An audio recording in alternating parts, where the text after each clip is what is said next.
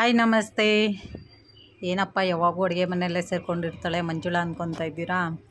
ಏನು ಮಾಡೋದು, ಆರ್ಡರ್ಸ್ ಇರುತ್ತಲ್ವ, ಮಾಡಲೇಬೇಕು. ಯಾಕೆ ಈ ಕೆಲಸ ಆರಿಸ್ಕೊಂಡೆ ಅಂದರೆ, ಯಾವುದೇ ಕೆಲಸ ಆಗಲಿ ಇಷ್ಟ ಬಿದ್ದು ಮಾಡಿದರೆ ಯಾವುದು ಕಷ್ಟ ಅನಿಸಲ್ಲ.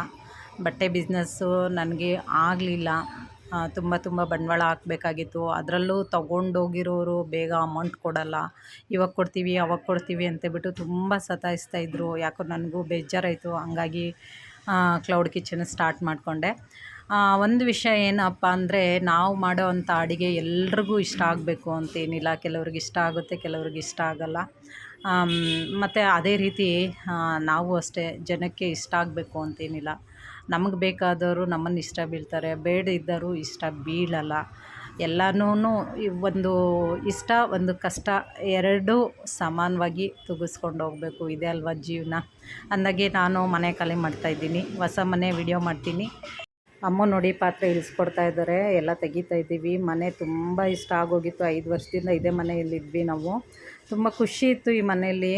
ಆದರೆ ಓನರ್ 5 ವರ್ಷ ಆಗೋಯಿತು ಖಾಲಿ ಮಾಡಿ ಅಂತ ಹೇಳ್ತಾ ಇದ್ದಾರೆ. ಅದಕ್ಕೋಸ್ಕರ ಖಾಲಿ ಮಾಡ್ತಾ ಇದ್ದೀವಿ. ಯಾವ ಮನೇಲಿ ಎಷ್ಟೆಷ್ಟು ದಿನ ಋಣ ಇದೆಯಲ್ಲ ಅಷ್ಟೇ ದಿವಸ ಋಣ ಇರೋದು. ಇನ್ನು ಹೊಸ ಮನೆ ಯಾವ ರೀತಿ ಇದೆ ಏನು ಅಂತೇಳ್ಬಿಟ್ಟು ವಿಡಿಯೋ ತಿಳಿಸ್ತೀನಿ. ಇದಾಗಿತ್ತು ಬ್ಲ್ಯಾಕ್ ಟ್ಯಾಂಕ್.